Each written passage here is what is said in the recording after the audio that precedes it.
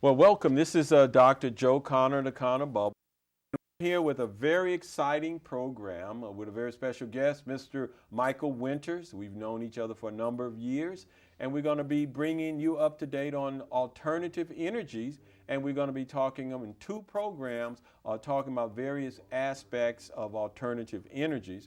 But before we start, we want to bring you up to date on some very interesting aspects to what's going on at Pasadena City College.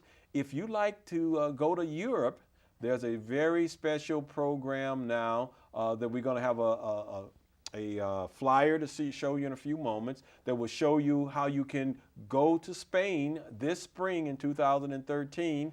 And if you can't make it this spring, the contact person will be able to help you also for going to Costa Rica in the future. So if you got a pencil and paper, then we're going to show the text will show us the flyer about going to an intensive Spanish program in Madrid, be able to tour Spain, and you see the program right there. And the contact person for that is Dr. Lanath Bersad, and you can get in contact with him at Pasadena City College at area code 626-585-7433. That's 585-7433, and that's area code 626. And Lanath Prasad would be your contact person on this international exchange of Spanish, so you can learn how to speak Spanish a little bit better, learn a little bit more about the Spanish culture. You will actually live with the family in Madrid,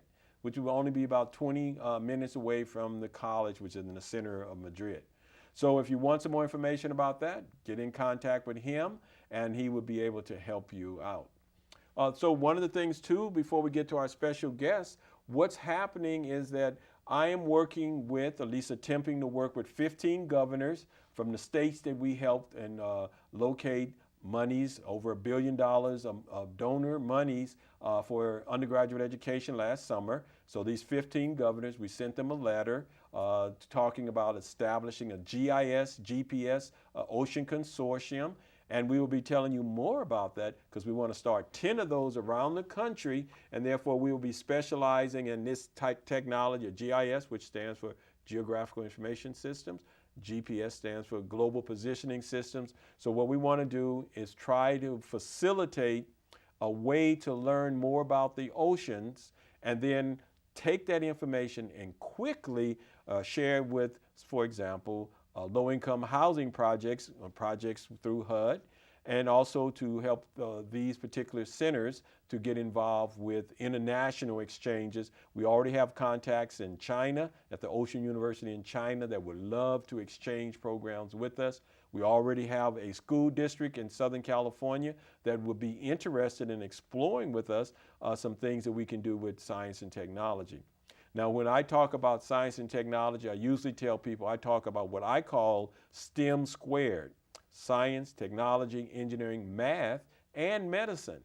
And I've been involved with STEM squared activities since 1972. And when people talk about STEM, what most people don't understand is that STEM is only the province of the National Science Foundation. By law, that's the specialty of the National Science Foundation. The medical piece is the domain of the National Institutes of Health.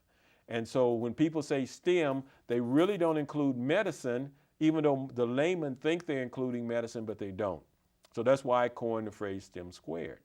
And what we're doing in the different projects and having the guest Michael Winters here today is to show you the connectivity and how we can show you how things can be seamless, and talking about some very important issues pertaining to our energy and energy use and how it affects the climate.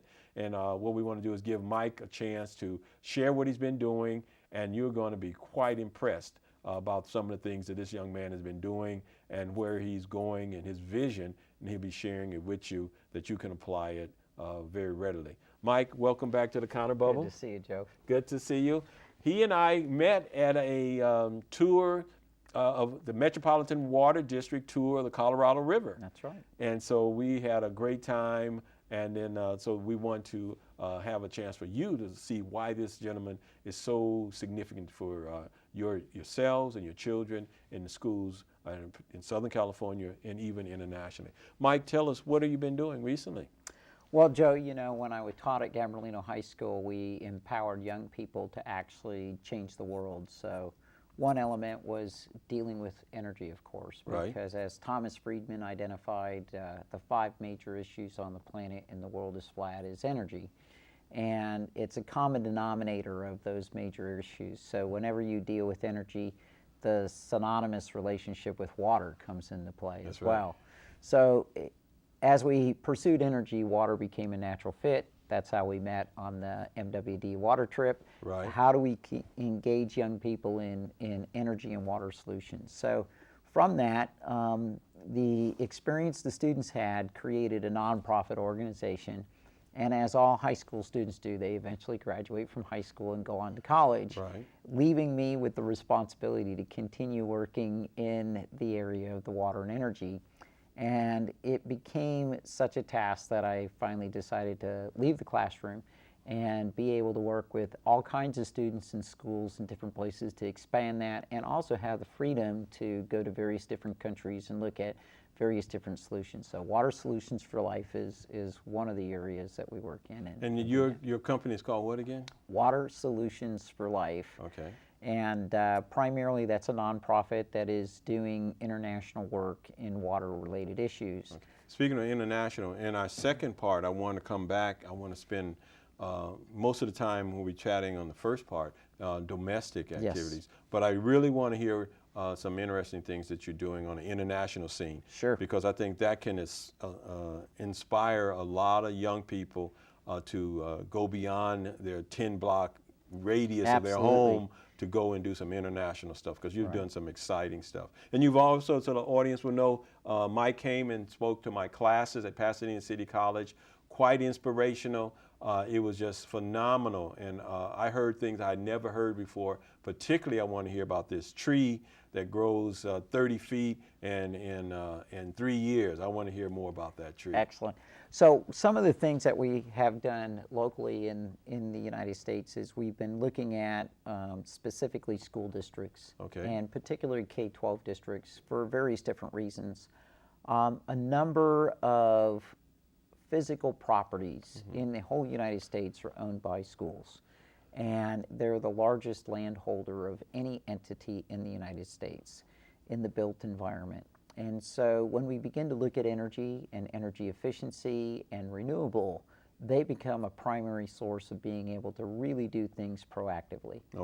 As you mentioned STEM education, one of the key ingredients is engaging students in using the facility as actually the tool for the education process. So doing the assessment at the school to find out what is happening in our school, and then tying that to the curriculum, and then finding viable solutions. So when we look at things like water and water consumption on the school sites, what's the interrelationship between water and energy? So one of the things that we did with that is we piloted that at some local schools and some local school districts, and we engaged the students at doing an audit in their schools. That ended up leading to 120 school sites being audited and reviewed, where we actually touched 20,000 toilets and evaluated the flow rates and things like that, and found a way to save 700 acre-feet of water while employing students in a summer job program. So how many acre-feet again? 700 acre-feet of water. 700 acre-feet. So when you look at irrigation and built environment, toilet and bathroom use, we were able to look at that value. And that opened up other opportunities as well. So things that we're looking at in our built environment deal with hot roofs and cold roofs and hot cities and cool cities. And so one element that we realize is that in the urban built environment, we have a lot of concrete massing, asphalt, and those become heat retention centers. So where you have a rural area with a lot of grass, in the evening hours as the sun sets, it cools down faster. But in the city areas, we actually have a heat sink where it takes many hours longer for it to cool down because of the concrete massing. So we look at trees, and that's how one of the ways we found out about megaflora trees in terms of street trees and playground trees and putting trees into the community to create the shadow to reduce the actual heat sink on the asphalt. And so that's one of the symbiotic relationships that we actually have, is when students start down one path dealing with an issue with the climate, like you were saying, where heat is a problem, then they find solutions using environmental positive means. So that's the exciting part about the work that we do, is the purpose is always to allow the students to come up with ideas and then nurture those ideas, because one of the beliefs that we believe in is creativity and curiosity. So as you're developing the curiosities of the young people, is there an age where you find most effective in terms of being engaged?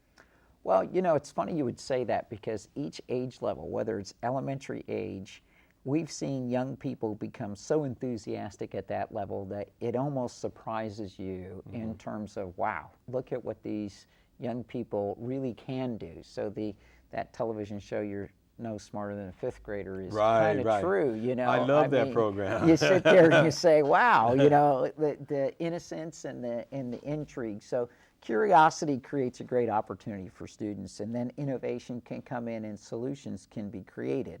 And so that's one of the things. Middle school students, once again, you know, they're a little bit more mature. They're able to get out and do some proactive things.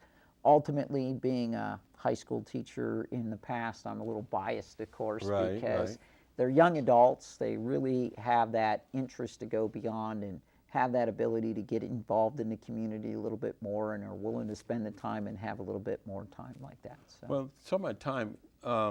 I'd like to see that video you have. So megaflora trees. Let's show the video, and then I can talk a little bit about the because I think it's self-explanatory, but I would want to clarify a little bit, because it's just quite impressive. Okay. So when you're ready for that, the engineers can show us that particular program. And as this program, what impressed me about this, as they're queuing it up, is that you will learn more about how trees can grow so fast and make a difference in the city. So if they're ready, they can start at any time. Biomass is any organic material. Trees, garbage, yard clippings, agricultural, industrial waste, wood chips, sawdust, paper products, lumber scraps. And my personal favorite, used cooking oil. This is the start of a forest. It is also the start of recovery from the dependency on foreign oil. Another form of biomass are energy crops like wood. Since the most dense form of biomass comes from wood, what if there was a faster way to grow trees? Typical tree is going to grow to maturity in 10 to 15, 20, even 30 years. The megaflora tree that we're planting will grow to full maturity within 3 years. And when you cut it down, it'll regrow from its own stump to another full-size tree in 3 years again. We're growing a tree that captures carbon. We're growing a tree that can be used for biomass, and we can use that biomass to create biofuels. Well, the concept is to plant trees in a plantation like we're seeing here, but then to also intercrop, meaning to plant an oilseed crop in between the rows of trees. And by doing that, we'll have the trees to harvest as biomass and use to produce bioalcohols. We'll also have the oilseed that we can harvest to produce biodiesel. The trees were initially developed to remediate soils, meaning to take contaminants out of the soils. There's a lot of land that can't be planted right now across the country that is contaminated with selenium, boron, various different kinds of heavy metals. And a lot of that's considered what we'd call marginal land. The trees and the oilseed crop we're dealing with clean that soil up and allow it to be used for food crops again. There are many, many tracts of land in California as well as across the country and in other countries where we can use the megaflora tree and produce significant volumes of biofuels to help our future.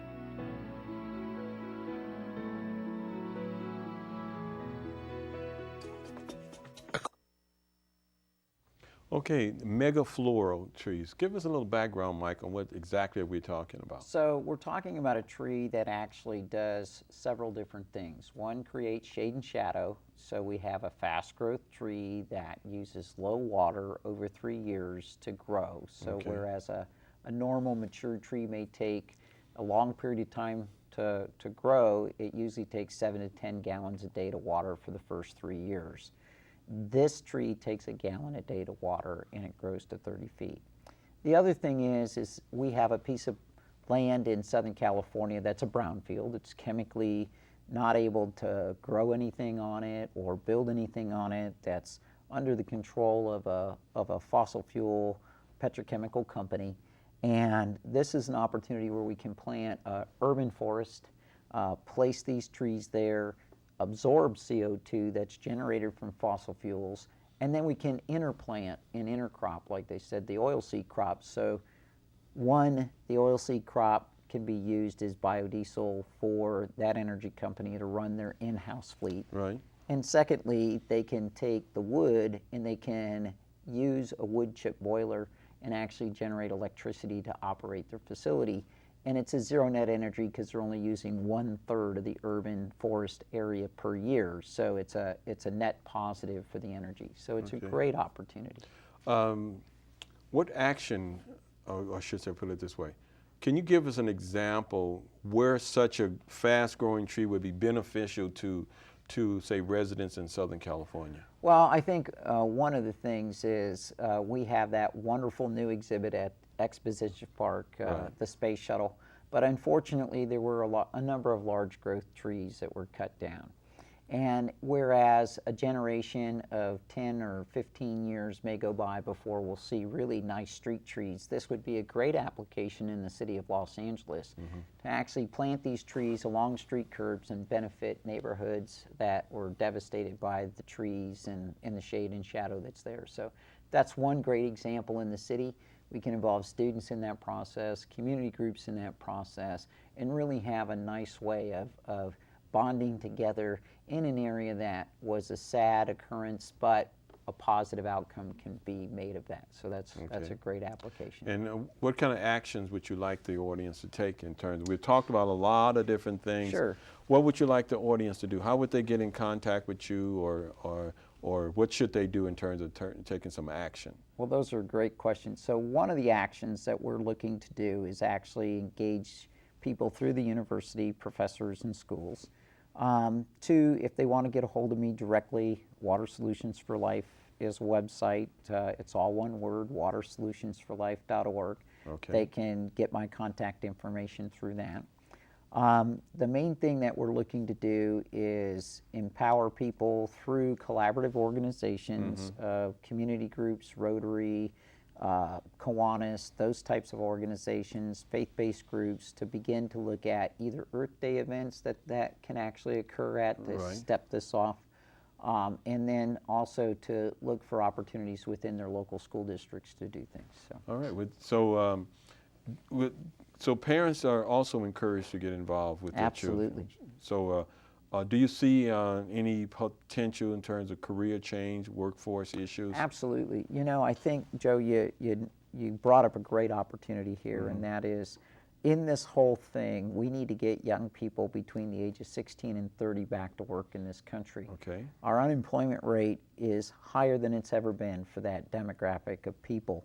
And so when we start looking at green jobs that we've heard about for so long, it doesn't take a lot to do these types of things. So getting out in schools and putting these trees into practice, or going out and actually doing cool roofs. So one of the things that we have here is a product that can be utilized, and that product actually is a cool roof material that's painted on. It's actually a roofing material. It's a white material. There are so many roofs in Los Angeles that are dark gray or gray, and this reflective coating will extend the life of the roofing material. It will bounce the UV and the infrared back into the atmosphere like snow does on the snow caps. And then it will also, during the heat times, reduce cooling cost by about 15% in terms of electricity consumption.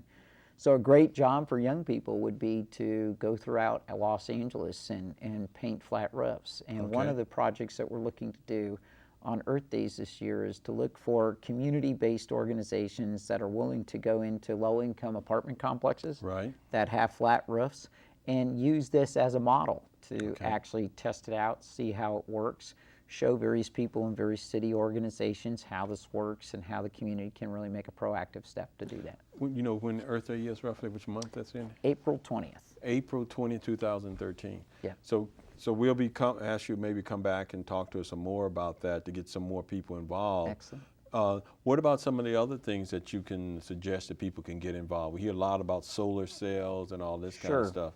Well, one aspect that I think we need to look at all the different parts and pieces. So we closed 1,000 military bases from 1980 to 2000.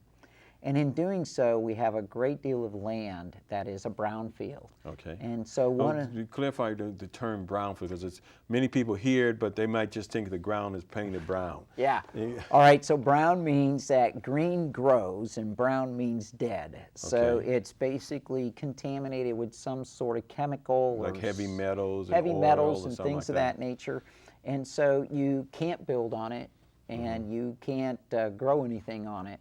And so a great example is the El Toro Marine Base down in Orange County, where they're selling it off for development, putting schools and housing down there and businesses, but there's a section of that particular military base that cannot be built on.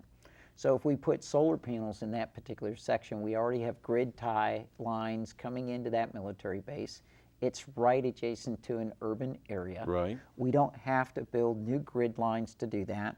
We don't need environmental impact reports because we already know what the soil conditions are. Right. So that becomes a real win application, and it gets local people employed in a local situation to where they don't have to travel to a desert, where they don't have to travel to a remote location to build the solar systems and do that. And we're not talking about residential issues or dynamics. We're actually using open space that can't have anything on it. So it's a great solution. You have a solar panel. You want to show us what one looks like? Sure. So one of the interesting things about solar is I always like to tell people that once this solar panel is installed, not a single drop of water is used in generating the electron.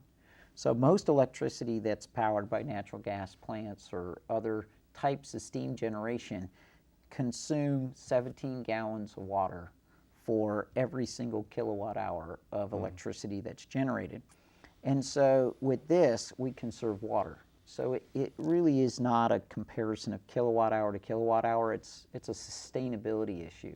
Okay, I think you raised a very good point, because a lot of times people just talk about how much it costs to generate some power from this compared to gas, but they don't take into account the water. Absolutely. And because water comes from the faucet, and then we don't really appreciate it. Except this year is estimated west of the Mississippi is going to have a severe drought condition. Absolutely. And so if we can start looking at things to conserve water, what is it saying in a Texas saying? Whiskey's for drinking and water is for fighting over. Absolutely. And we're going to see serious fighting over water rights. And so this right here is something that people need to consider, a more holistic understanding of alternative fuels. Right. So we look at it as sustainable because we take the whole picture. So wind, once a wind generator is set up, it uses the wind to generate that electron. So when we look at the carbon footprint of moving water, we look at the amount of electricity it takes to move water, so we can use that water to actually generate electricity for our homes. It becomes this very large cycle of impact that we don't see. And if we can reduce that electricity consumption, and we can do that, that's the value of energy efficiency, of reducing light bulbs.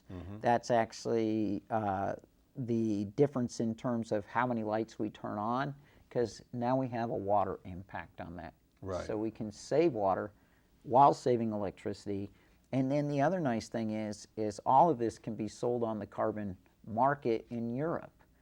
So we don't need a carbon market here in the United States. Right. A prison in San Diego County actually installed their solar panels and sold the carbon credits for installation of their solar in the European marketplace to offset the cost. Interesting. So a great way to do things. Well, we have a few moments left, so I'd like to have people know how to get in contact with you, get some more information. So if you can give your contact information again, so people can, more information on alternative energy. And then we're going to, this is just our part one, we're just sort of scratching the surface. And I want to hear more about part 2 when we get into this particular device in terms of this water straw. So I just want to hear about this. But give us a way for people to get in contact with you. Sure. Well, I don't mind. I take cell phone calls from various different people all the time. So my cell is 626-319-6776. That's 626-319-6776. Okay. Oftentimes it goes to voicemail, but I return calls within probably half a day. Okay. And then the website again is Water Solutions for Life, all one word. Okay, and it's plural, solutions. Solutions, thank you. Okay. And it's .net. Okay. And then my email is winters_michael@sbcglobal.net. Okay, very good. So my special guest is Michael Winters, and we're talking about solutions that involve a more holistic approach and talking about water, energy. And just so you will know, I like to always talk with people and let them know when we talk about words what they actually mean. The word energy basically means the ability to do work or the ability to change matter.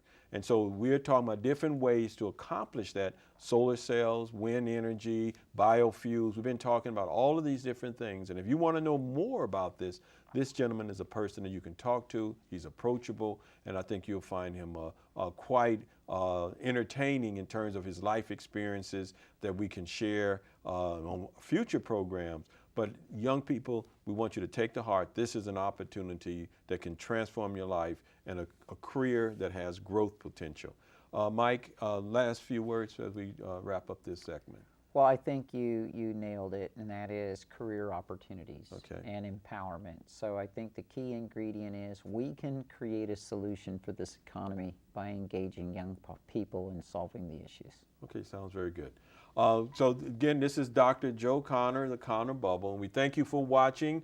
And if this is, we want to help you to get engaged and change the difference in your life and the life of your family. And so we are that's why we bring you these programs, bring you these exciting people who are doing really positive things in their community, because we want you to know that it's not as bleak as some of the people in Washington, D.C. seem to be sucking their thumbs when not solving the problems that people have, but there are solutions that you can participate in. Thank you for watching, and you have a fantastic day. Hey, Mike, it's great. That's great.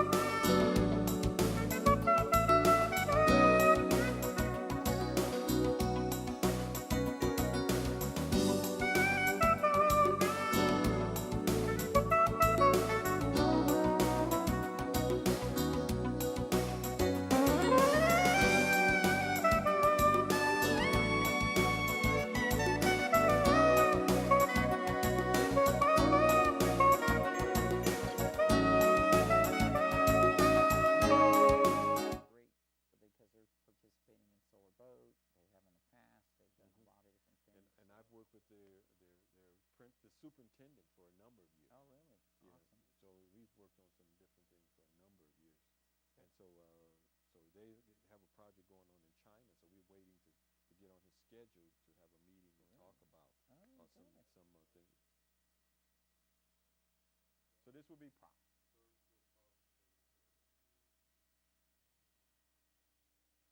just can't get over what's happening in Washington.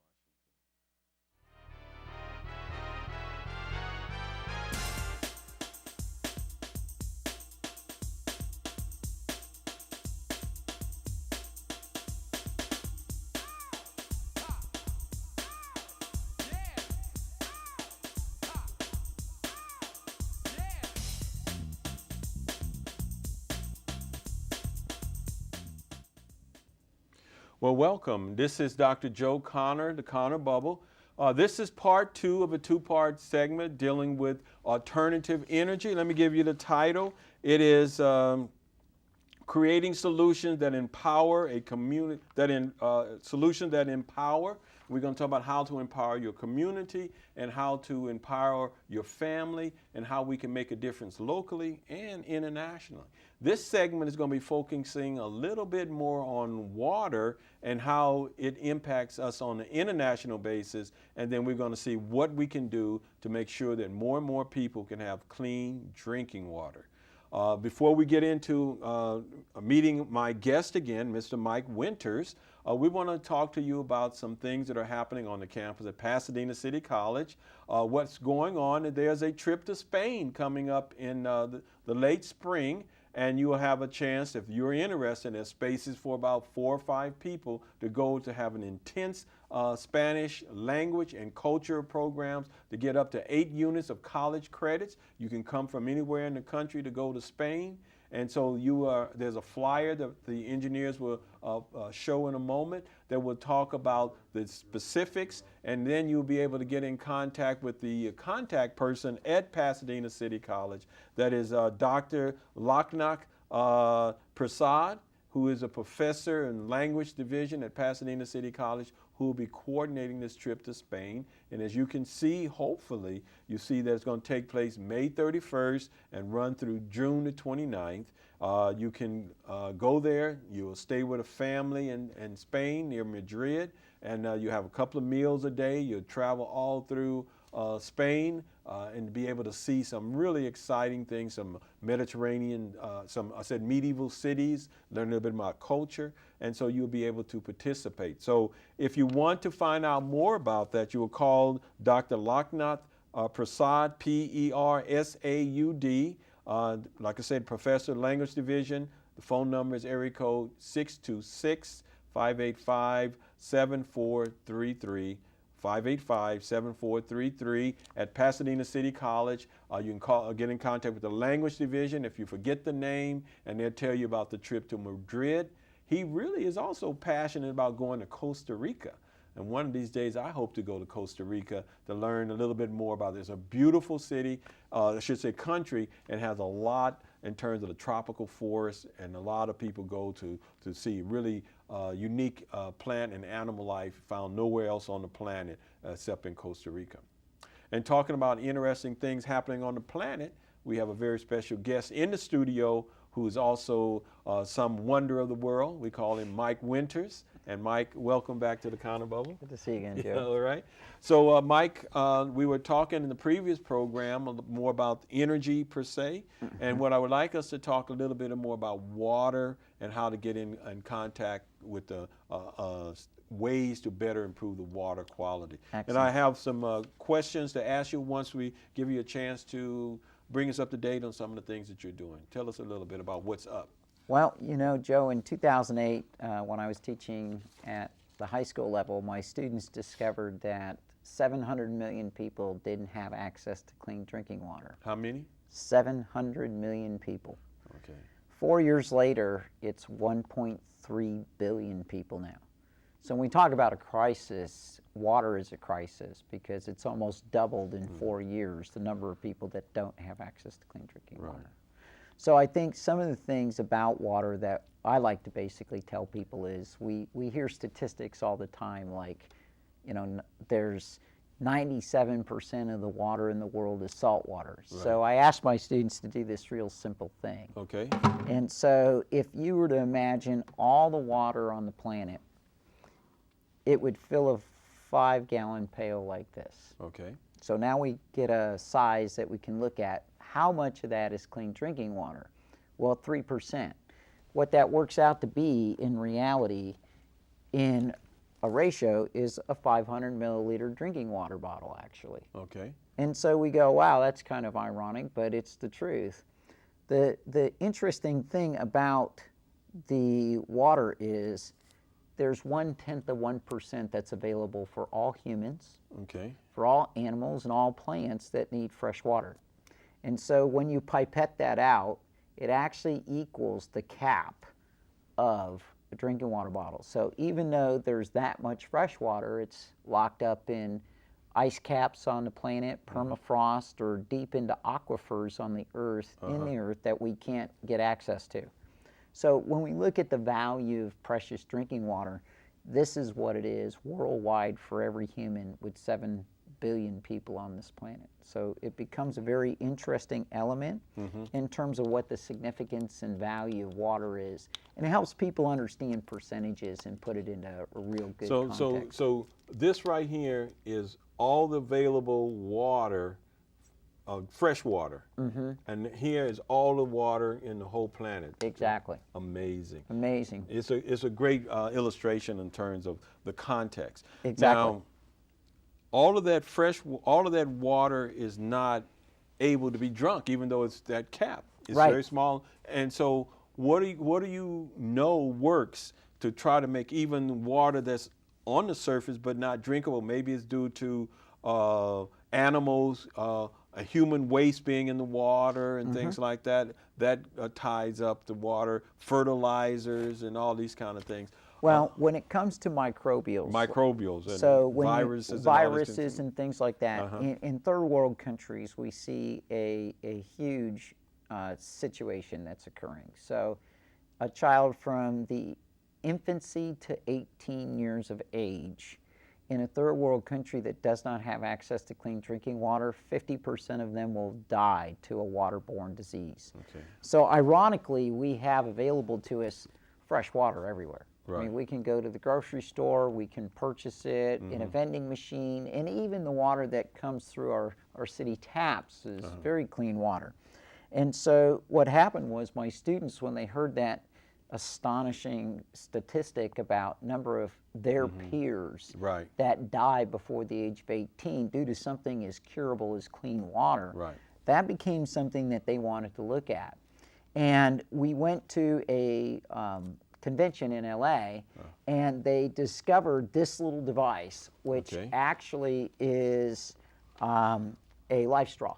And a life straw is actually a straw. So it opens up like this, and the cap comes off. And if you will, cue the first photograph that we have, you can actually see really a life straw in action and see that is when I was in Pakistan in September of 2010 after the floods. What you don't see is to my left is actually a cow standing in that field in the water. Okay. And so what's amazing is that you can actually bend down and drink into the water and not get any microbials in doing that. And there's no more powerful way to demonstrate it than for me to do that with people present from the country that you're working with people on. And so by doing that, we saw this and we were like, well, how do we actually make a difference? And so going back to this, in California, we're one of 10 states that actually has beverage recycling as a program for deposits. Ironically, what's amazing is 1.9 million of these plastic bottles, million tons of these bottles, which is about 60 trillion, end up in landfills in the United States. So, if we could do more about every state recycling, then we could transform this into plastic glasses and other products that we can recycle instead of having new oil to make plastic water bottles. But we found in California that if we recycle 120 of these, it pays for one of these. And so we just need 120 of these, and we get one water straw. Exactly. And so what we've done is we've recycled at the Rose Parade, collecting anywhere from 5,000 to 12,000 containers over the last 5 years. Right. And empowering young people. So what's really exciting is young people are coming out on New Year's Eve and New Year's Day, and the very first thing that they do in the new year is actually save a person's life, because one 30-gallon trash bag full of these equals about 30, and that provides us what we need for being able to do that. So when you begin to understand the value here, it's a really great way of making a difference, and we can actually change the world. So the nice thing is this is a local value, getting the recyclables off the street. And the sad part is when we do events, even like Earth Day and the Pasadena Marathon and other things, they've got recycle bins out everywhere, and they have trash cans right next to them. We'll find 40 of these in the trash can and 10 in the recycle bin, because people have a tendency still just to throw these away instead of putting them in the recycle bin. So one of the nice things is it gives a very tangible way of saving somebody's life. And this straw really is nice because it lasts for 1,000 liters. And so when you actually drink from the straw, when you're done, you blow outwards, and that clears any of the debris that's in it, and it's ready to go for the next use. And so this lasts for basically a year for somebody in a third world country. And our primary way of distributing this to people in those countries is through schools. And so in those countries, schools or medical entities, because they see that patient on a regular basis.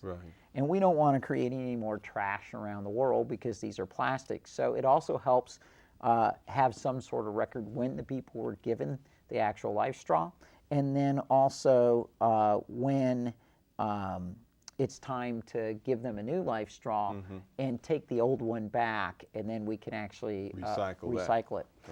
One of the hopes that we have is to maybe create microeconomic opportunities with the manufacturer to autoclave the plastic, refill in the country new filtration systems, and then they can redistribute those in the country, which is a closed loop cycle of sustainability there. So that becomes a really nice way of addressing the things that are there and provides that local. Well, that helps in me to go into some of the, because you're talking about some of the things, some of the questions that we're talking about in terms of, just in a general way, it says, how can you begin locally to make a global impact? We sort of alluded to that, because how your students got involved because they saw something personally at their school. So do you have a more general suggestions in addition to the water straw, some other general principles on how people can start something locally? So one of the things that I like Warren Buffett's quote, out of crisis, there's opportunity.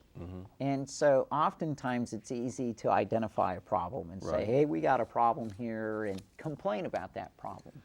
But what's neat about young people and empowering young people, or anybody in the community for that matter, who sits there and says, well, we have this problem, but they have some curiosity. What are some ways that we can solve this problem? So there are great examples within communities of various different nonprofits that do that. And so the first thing that we realized is we collaborate.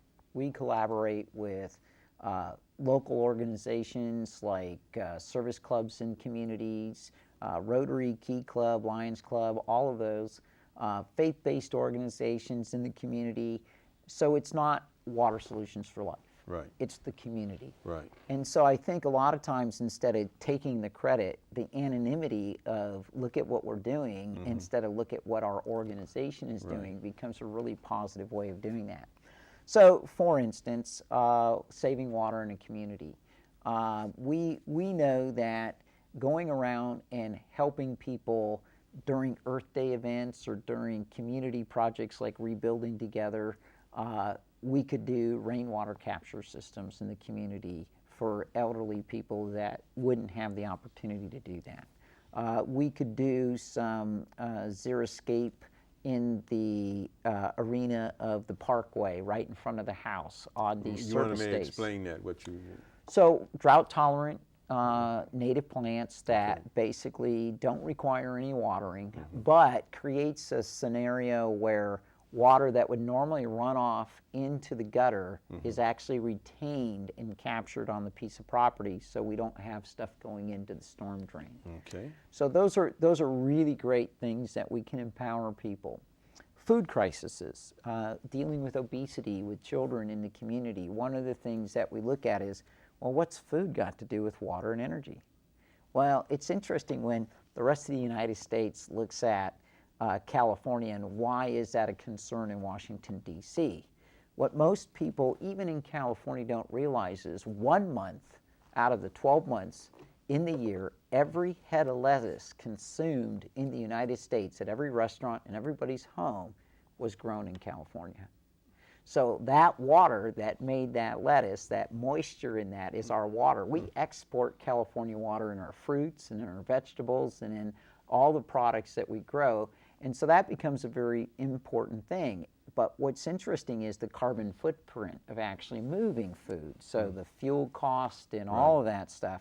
So if we can locally grow food in our schools, in our homes, and what's interesting is I have a friend of mine that uses this 5-gallon pail here to make vertical gardens. So he actually uses the pail and grows tomatoes in it, or cucumbers, or even pineapples. So if you live in an apartment and you don't have any ground, if you set this up correctly, it can actually grow food right there in your backyard. So it's creative. I have another friend who uses discarded ice chest, because we may forget at the end of the summer to actually dry it out. Right. And so we go to open it up in the spring and there's mold growing in it. And, Right. and we look at that and go, you know, they're on sale over here at Target. Let's go get another one. But Right. what we don't know is when it goes to the landfill, to the MRF stations, they can't bury them because it's plastic and styrofoam. And so they have to dispose of it completely different. So this buddy of mine actually converts those into gardens in his backyard as well. Okay. So when we start looking at community-based empowerment to solve issues, that's one way of doing it. And the nice thing is fresh vegetables. They're in your home, fresh fruits, they're in your home. You've grown them. You don't have to go to the grocery store. You know what you're eating because you grew it. Right. That sort of ties in with the second question I have to ask you. So I just framed the question so the audience will already see you've addressed it. There's how do you go from an idea, like getting rid of the waste of those buckets and the coolers, to development, to deployment, and implementation. So all of those different things you were just alluding to. I think that's a great question, because you know when you begin to look at an idea, you know, how many ideas do we have that sit there in the notebook, right? Right. And so what you want to be able to do is develop that. Well, oftentimes it requires a team, and that's where the collaboration comes in. So a great incubator for that is schools, because it becomes a class project. It can tie to state standards. And then from that, we can actually engage students in doing, if you will, a simulation and find out what the ins and outs are. The deployment piece is either on a school campus or adjacent to a school campus, or in a nonprofit in the community like a preschool or something of that nature.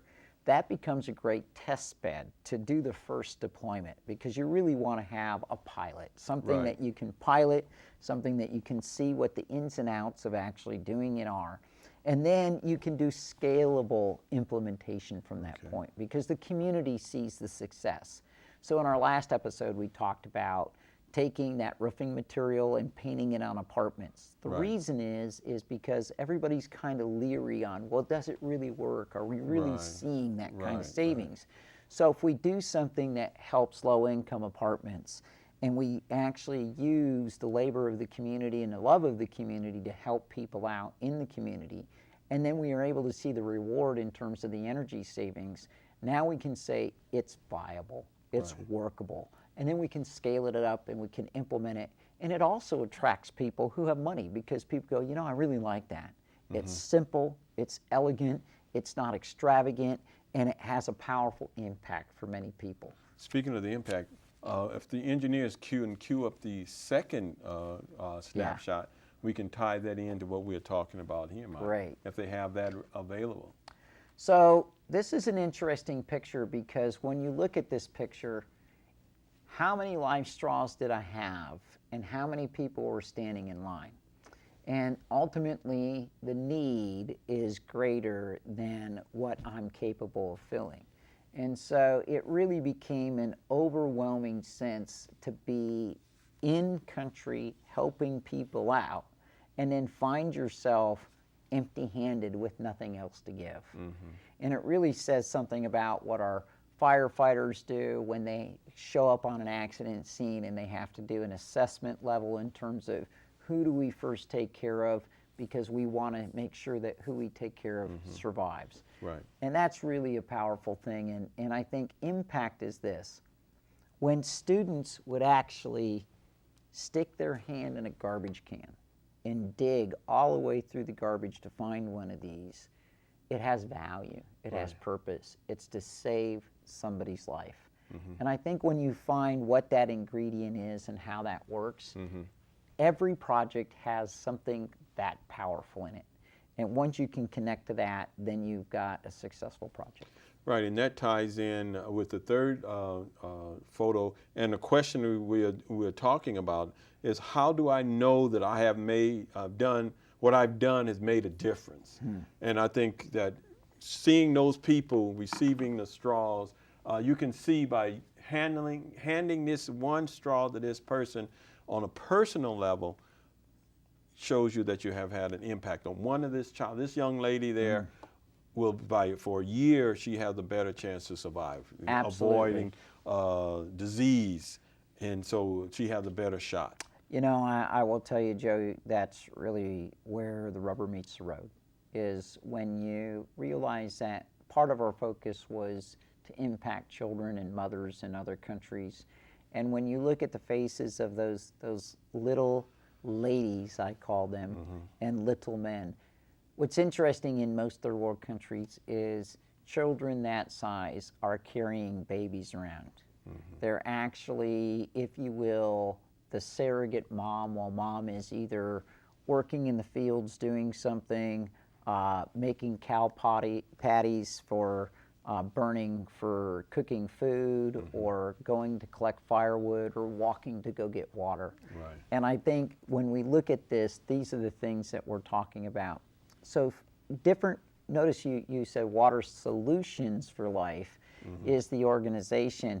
LifeStraw is one element in the toolbox that we use. Right. So one thing that we've discovered recently is a filter system that's about 3 inches in diameter, and then it's about 4 inches long, and it actually takes and purifies 500 gallons per day. It was designed for military applications, Right. and so far the test ones have purified over 2 million gallons of water. How much are those? Those are $50. And so what we're actually looking at doing is creating solar solutions to where we can pump water from rivers or cisterns closer to the village, so women don't have to walk 2 or 3 kilometers each direction to get the water. And we can use DC pumps and pump that up and do that. And we're actually hopefully going to do a project in El Salvador this coming spring, to where we can actually begin that process and Now, test will that. those filters filter microbial Yes. and not the salt? Right. Salt passes through. Right. So, Okay. so what happens with the chemical contaminants is it's a much more extensive process, Right. and you have to be really specific on what you're trying to get out of the water. That's so. true. So how would people get in contact with you? Well, you can reach me through watersolutionsforlife.net. That's watersolutionsforlife.net, and that's FOR, life.net. You can also contact me with my telephone number. So 626 area code 319-6776. That's 626-319-6776. Or my email, winters_michael@sbcglobal.net. And if you call, usually it goes to voicemail, but I return the calls usually in half a day or so. Okay. And so what's your vision for these projects, Water Solutions? What do you see the future holding for you, for Mike Winters, and what you're planning on doing in 2013? Well, our hope is to begin to implement these pump systems, because we feel that has a huge social value. If women don't have to spend most of their day walking to get water, and we can get that water to that house, and it can purify that volume of water, I think that is the greatest solution that we have. We're looking at integrating pumps and things that are local in every country. So we're not looking at something we have to buy in the United States and ship there. So we're looking at ways that we can minimize what it takes to make it happen. So if we can actually accomplish that, that'll be really a significant. Are you looking for a particular age group of people to join your team or organizations, or what are you looking Well, for? we really like it because high school students are able to collect these at their high school and then either work through me to pick them up and I recycle them. And that gives us an opportunity to pretty much purchase the life straws and get that done. College age students, we're looking forward to engaging college students because we'd love to get them out in the projects into these various different countries and hands-on. So we're hopefully shooting for spring break where we can get some students to go down with us to El Salvador. And adults are parents, anybody that can help out, that really has a passion, that wants to make a difference. There's really no age limit. Okay, give us your contact information again. It's Michael Winters, 626 area code 319-6776. My email address is winters_Michael@sbcglobal.net, and the organization is watersolutionsforlife.net. Okay, good. Because I think that what you're doing and is so important to give people an idea to get engaged and thereby have some ideas, and having people to support their ideas and then work with you, I think is going to be very instrumental. Particularly, I think with all of the uncertainties coming out of our so-called leaders, that this will give the everyday person a chance to take charge of their lives and make a difference in the lives of people locally and also internationally. So I think I applaud you for doing that. This is Dr. Joe Connor, the Connor Bubble. And then we have a very special guest, Mr. Mike Winters. His program is called Water Solutions for Life. And we want you to get in contact with him and get in contact with other people in your community to make a difference in their lives. We want to thank you for watching, and you have a fantastic day. Michael, Hey, Joe, thanks a again. lot, man. Yeah. I think we got a lot of